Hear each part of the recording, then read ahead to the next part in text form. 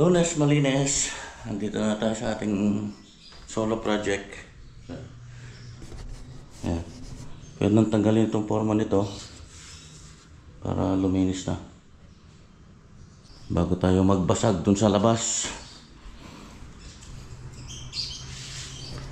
Ayan, malat pa rin yung aking lalamunan. Ayan, ito yun, oh. Ang ganda. Halos match sila ng ano nito, design, kaya pala ito yung nagustuhan ni Sir. Yan o, circle. Hindi sila nagkakalayo. Yan o. Papabilog din. Bumagay.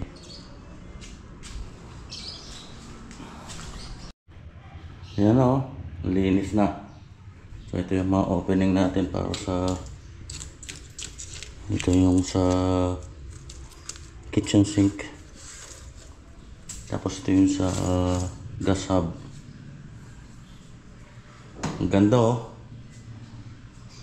slim, gandang tingnan pagka maliit lang talaga yung ano, yung nakasanayan kasi natin, masintada dito di 4 ano pa yun, mapaplaster pa, kaya mas lalong lumalaki. Napakasagwan tingnan pagka sobrang laki yung dito. Tsaka yung buhos dito, hindi ako nagbubuhos ng sobrang kapal dito. Hanggang maximum ko lang dito, hanggang 6 cm. Yung iba talaga naman, ang lapad eh. Pangit na tingnan pagka sobrang kapal na naman yung ano. Tago.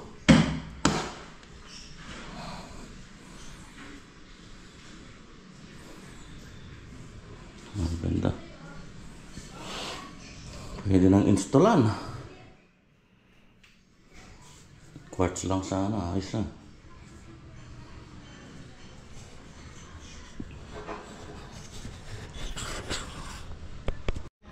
Napakadali lang tanggalin ng forma dahil hindi siya nakapako dun sa wall dun eh. Ang pinako ko lang na temporary dyan, yung mga tukod. Tigisang pako lang para hindi lang gumalaw. Pag natanggal na yung tukod, baba na yung ano, bagsak na yung sahig na yun, no? Yan, no? Buo na natin natanggal.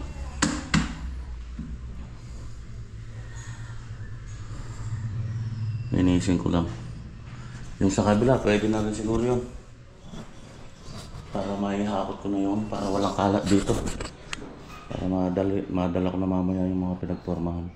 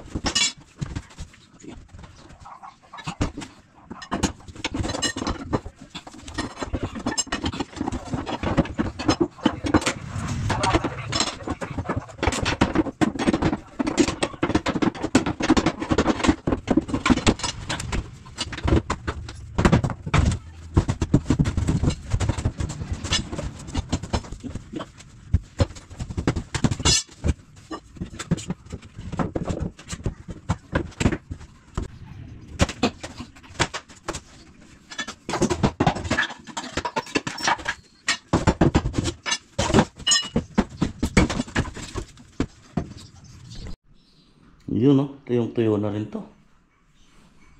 Oh, linis. Mayroong konting air pocket. Yan, hindi naman ampaw yan.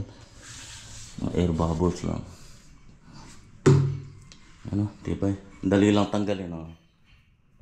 Buo-buo. Walang mawawasak na ano, forma. Subukan nating i-fit yung ano nga, yung sink at saka yung kalan. Baka may sabit eh.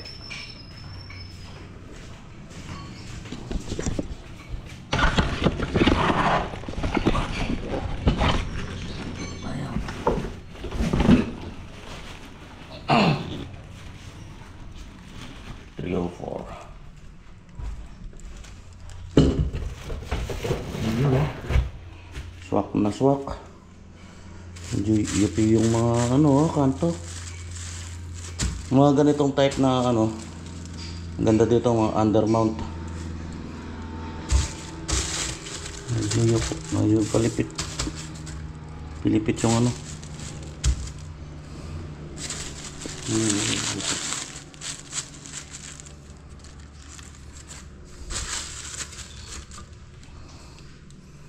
yan yung doon sa blancos, pagka naglagay sila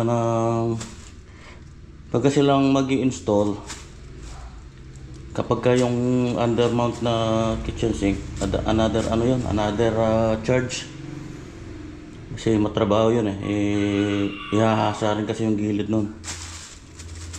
Pero kung top mount lang, yung ordinary cut lang, wala nang finish, kasama na sa labor sa installation nila yon.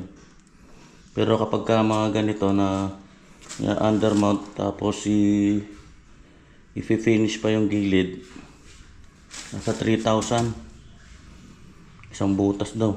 Mahal din. Matrabaho kasi yun swak na swak. Yung kalan naman, subukan natin.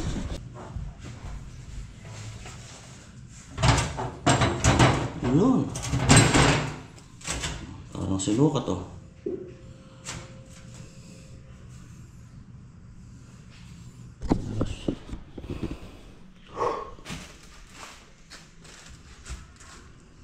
Sir, muna yung granite. Ito walang problema to. Top mount lang naman to papatong lang. Ito lang medyo matrabaho niya pagka kinat to.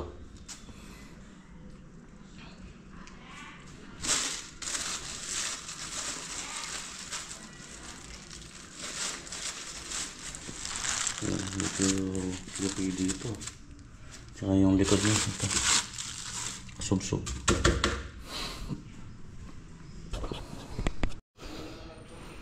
Okay, nalinisan ko na.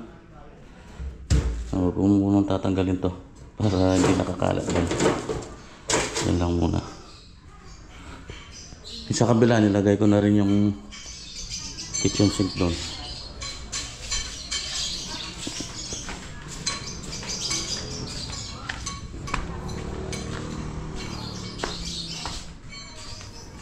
Yan Pero yung nito hindi pa nabibili. Yung kanyang gas hub. Ganda.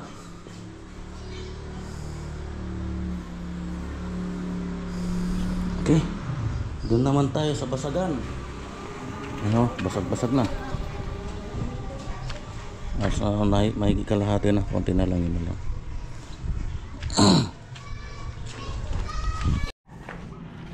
Tapos ko na. Palaban ako banda ron. Makapal. 2 layer. Siguro may mga tira-tirang halo. Inano muna dito para medyo numipis. Kapal dyan. Mamaya ako nakakutin. Ito muna iuwi ko. Mga pinagbaklasan na forma. Kung hindi ako makakapaglatag mamaya, tingnan natin. I-prepare pa ng buhangin.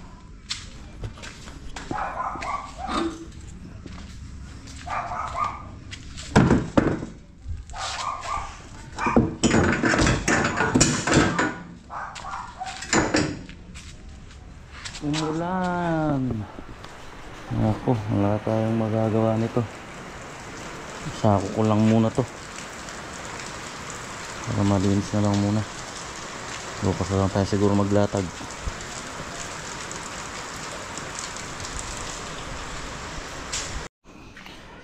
Okay. Na-clear ko na yan. Hindi kasya, mabigat. Balingan ko na lang bukas tong 4 na to. Tapos yung buhangin, binistay ko. Lime ba to? Tara, biyahe na. Para makapagpahinga. Bubuelo tayo para bukas. Ayun good morning. Dikit na dikit. Pasensya na po. At busy na naman. Ayun pagdating, niratrat ko na. Wala nang intro. Nabitin yung aking buhangin. Kukulangin to. Yung pang-iipit pa dito. Pinaka ano niya, parang gutter dito. Ngayon konti na lang. Kaso sobrang kapal dito. Ito kayo sinasabi kahapon na napakakapal. Ginawa nila dito na 2 layer. Kapal. Ayun oh. Ayun ang kapal oh.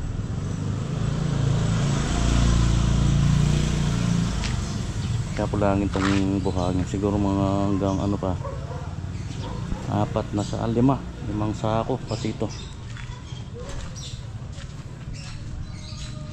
May hardware naman dyan na malapit eh. Ay nabibilhan dyan.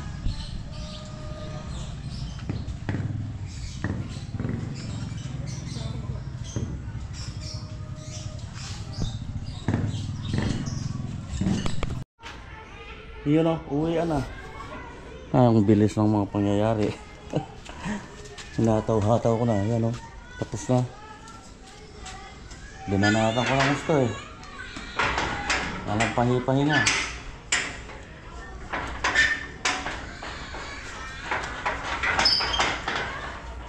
Yan na, tapos na.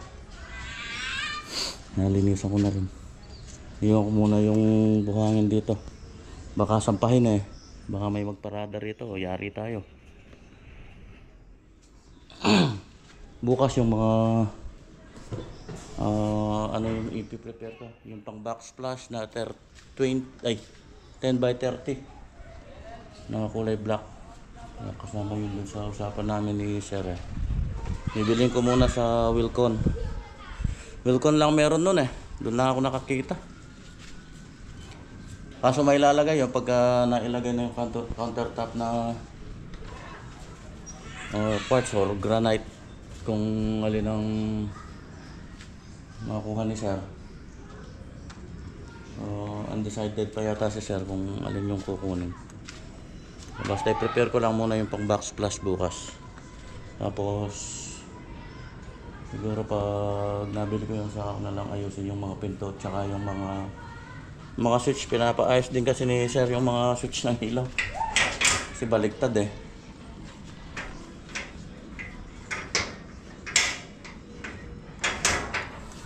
Ayan, unahin ko muna yung mga additional na pinapagawa ni Sir, yung mga pinto tsaka yung mga ilaw, mga switch ng ilaw. Okay, tara na, let's go.